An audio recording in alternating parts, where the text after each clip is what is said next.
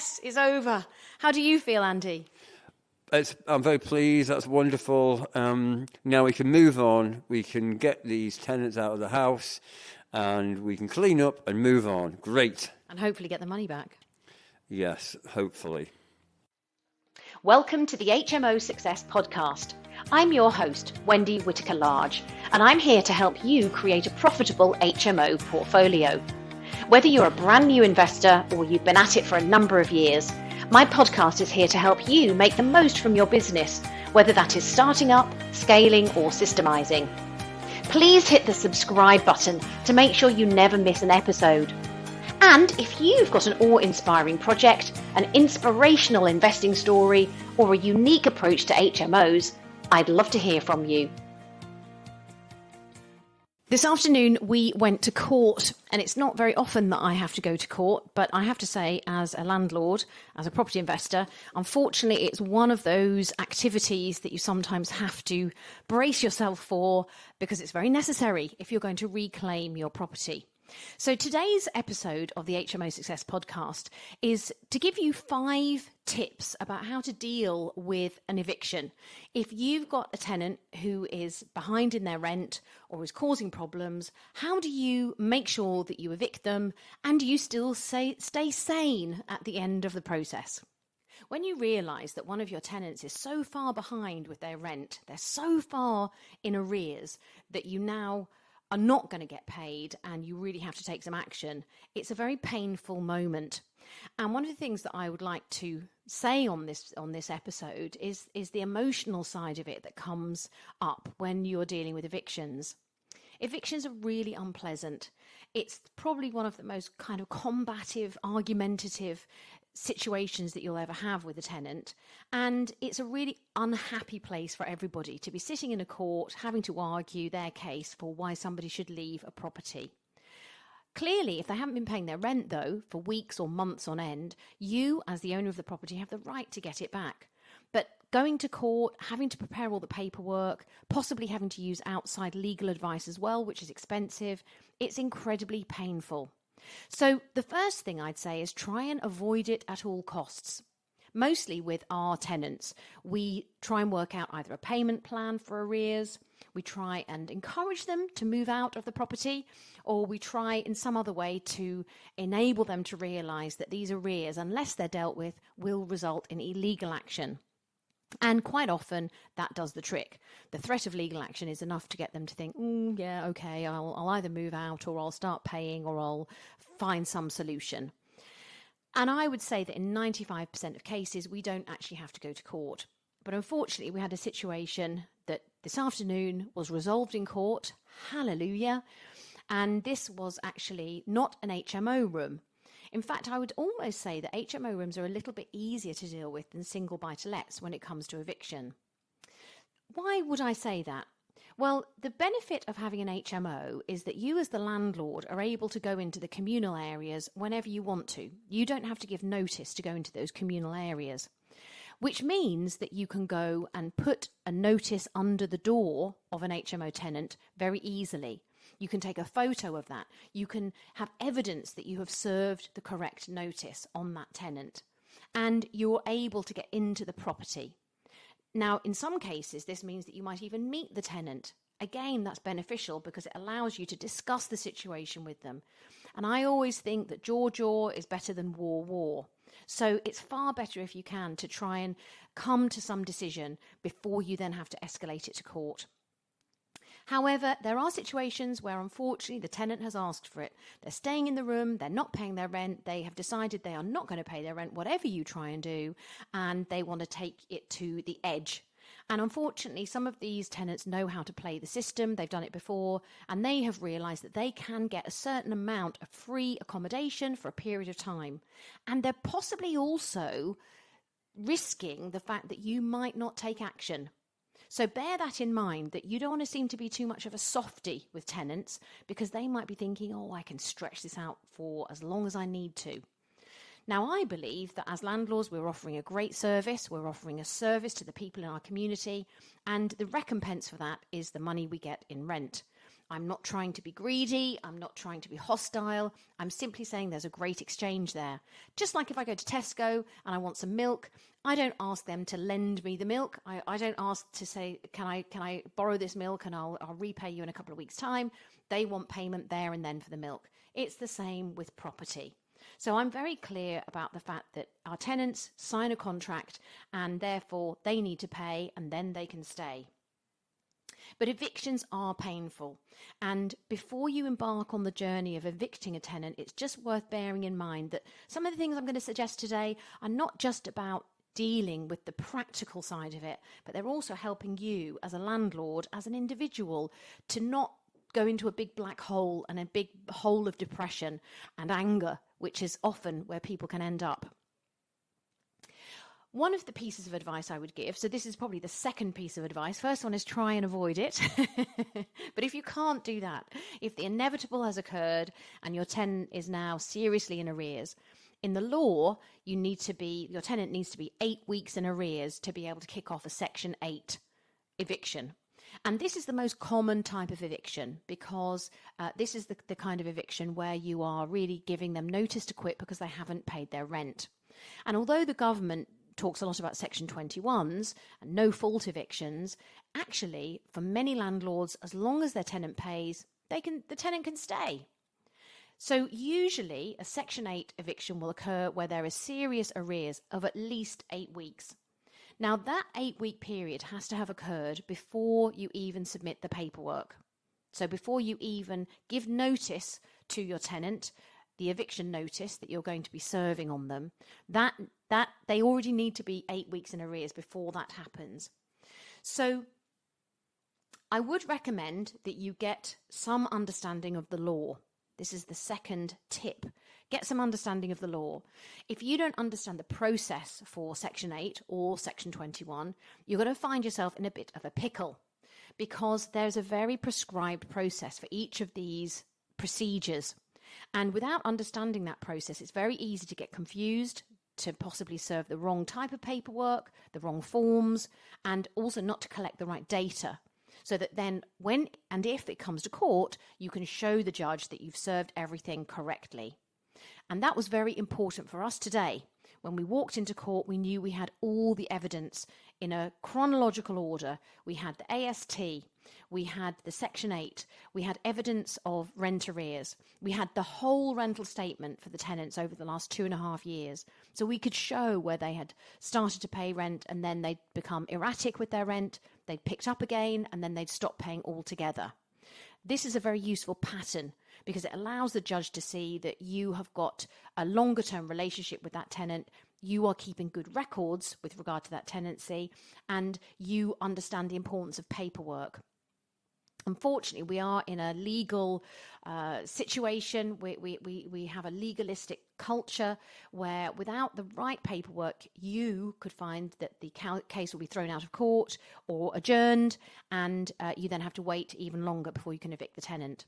So knowing the law is very important. And if you haven't done any studies on this, I'd recommend that you go and have a look around. There are very good books that you can buy from Amazon on landlord law and practice.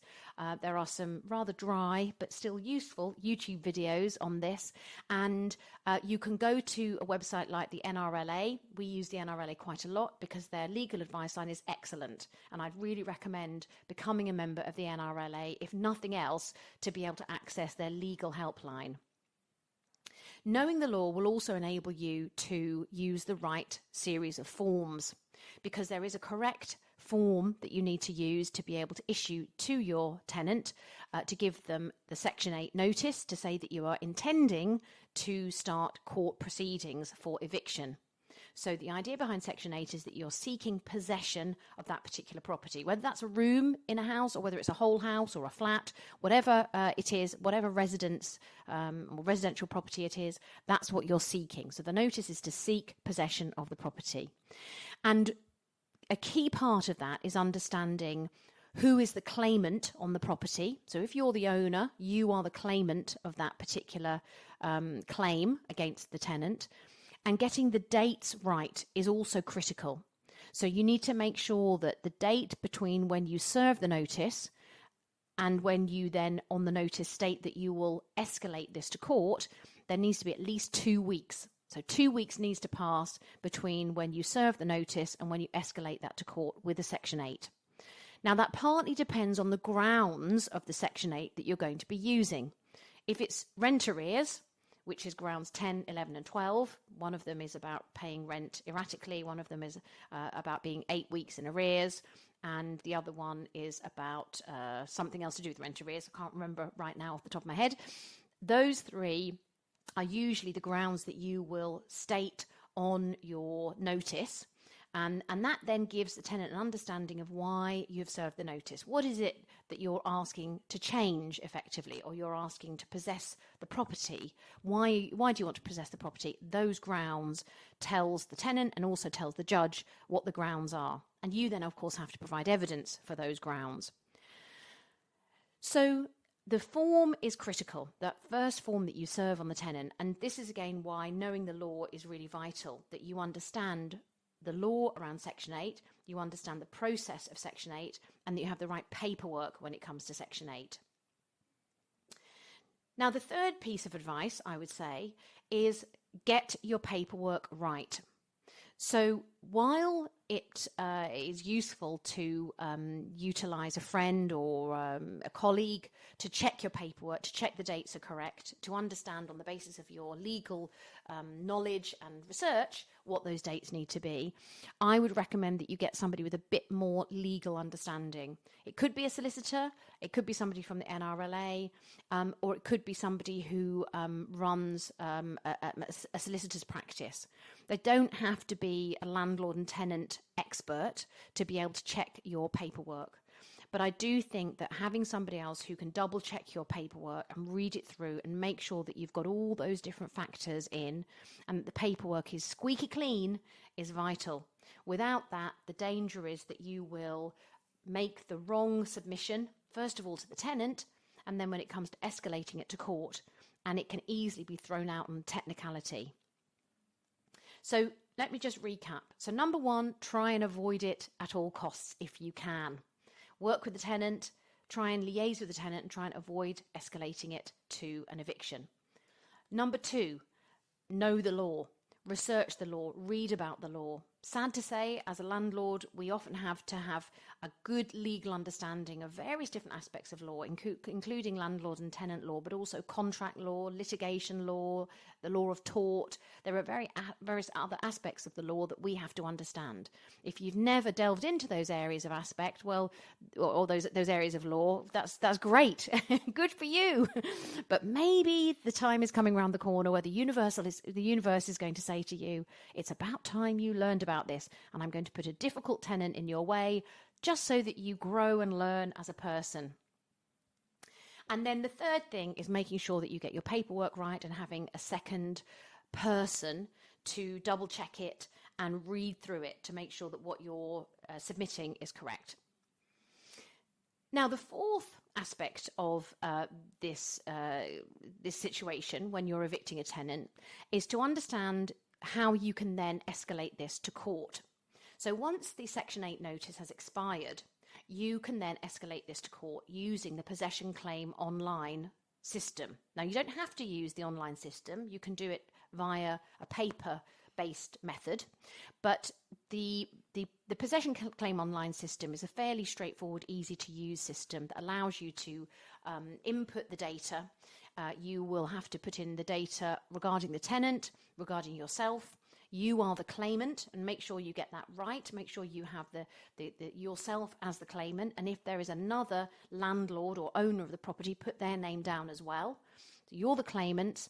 Make sure you get an accurate list of arrears, because again, that will be asked for on the online system. When did this tenant fall into arrears? And there are 2 points to note. Number one is that they have to be in 8 weeks of arrears on the date when the Section 8 notice is served, but they also have to still be in 8 weeks in arrears on the date of the court hearing.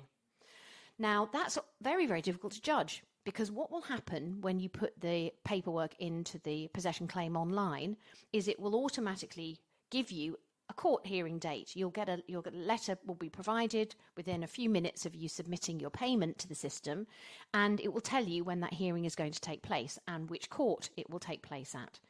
Now, these hearings are normally pretty short. They're about 15 minutes. So you don't have a long time to be able to liaise and communicate with the judge when you're in the courtroom.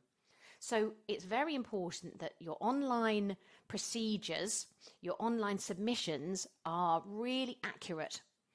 Before you therefore submit those online, make sure that you've double checked them. If you're using a letting agency, make sure that you've got all the facts and figures from the letting agency, that all your dates are correct, that the AST lines up, that you've got everything correct on those forms. Because as soon as you submit them, the possession claim online will ask for payment of £355. And once you've paid that, effectively you're then locked into the paperwork.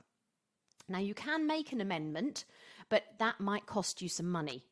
There is a way of making an amendment to paperwork before your hearing is heard, but that's not particularly straightforward, and it doesn't always get accepted.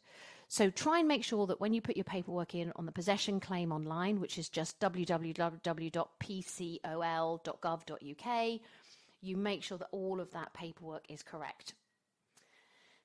Once that happens, you'll be given a date, and put that in your diary, and then go home or go wherever you need to go and have a stiff drink because that's the hard work.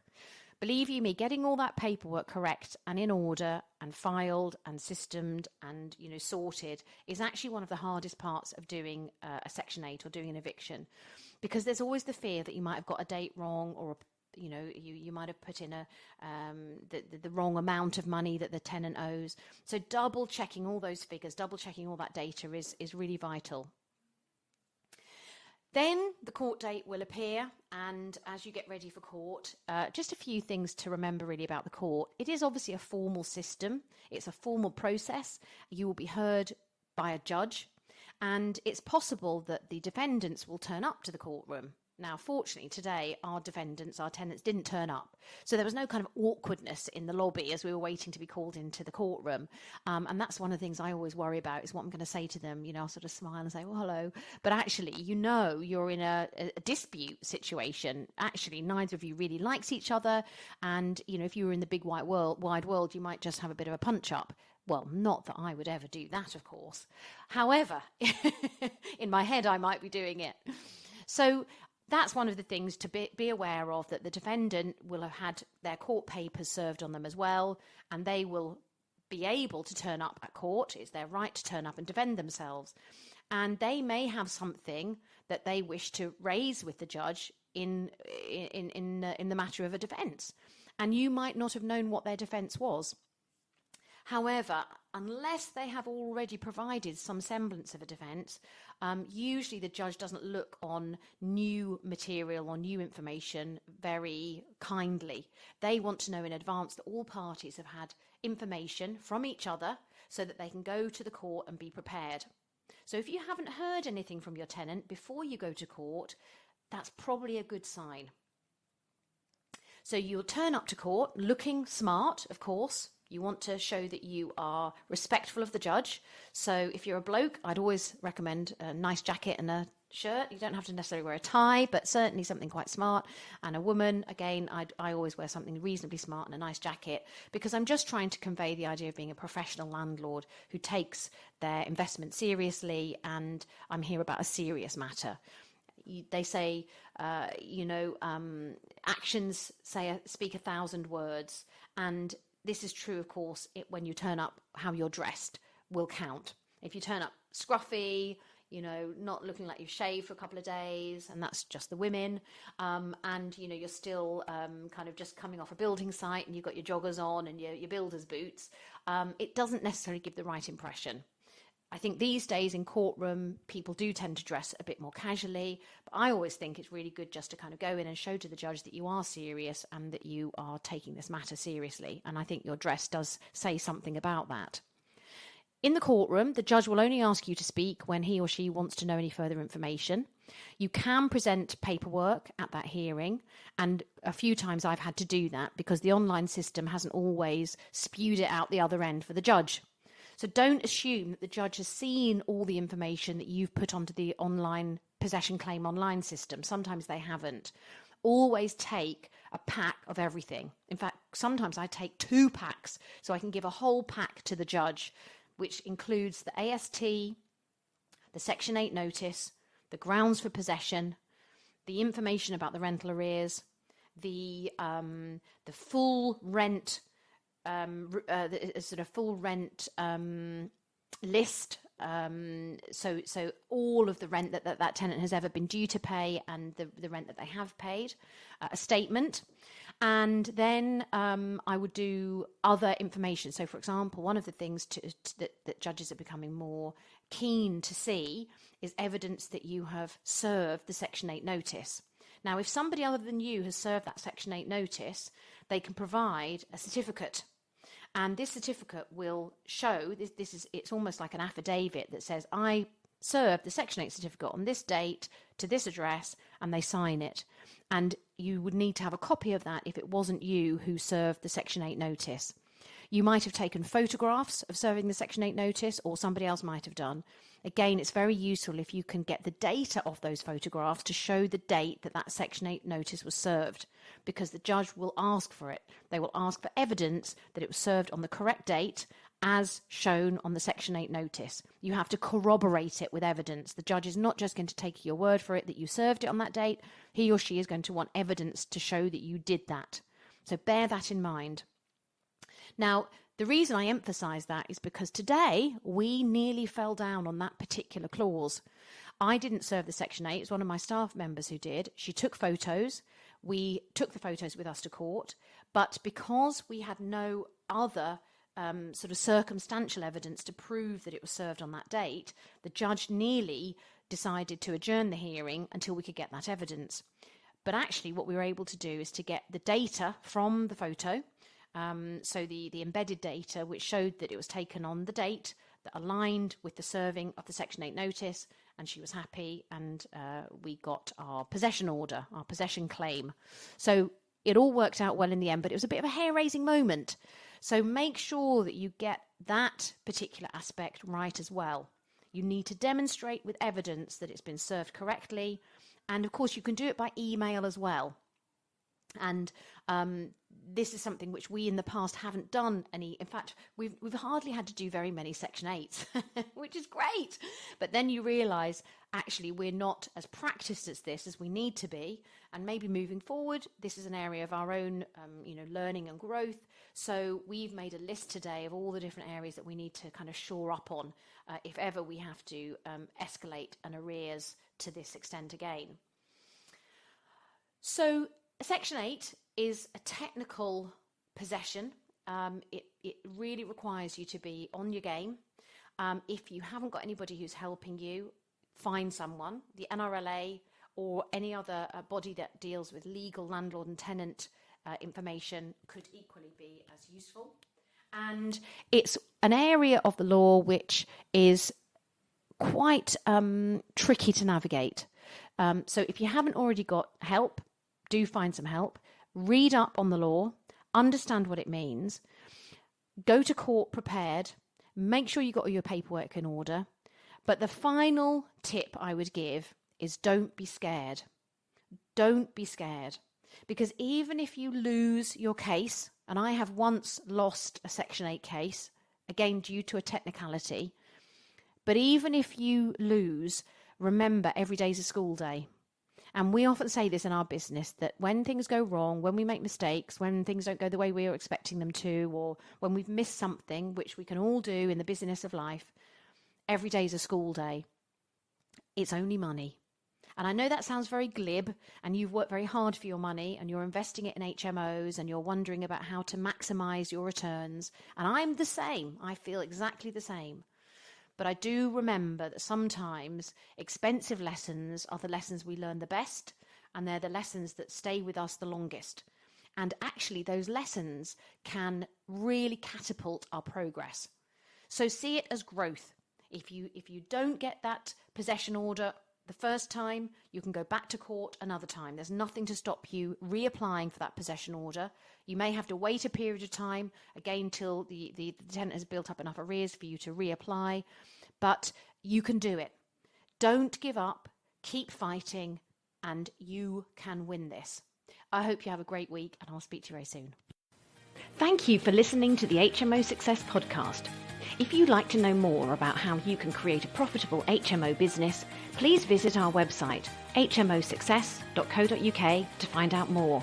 We have plenty of free tools and information for you there, and also on our Facebook group, The Ultimate HMO Success System.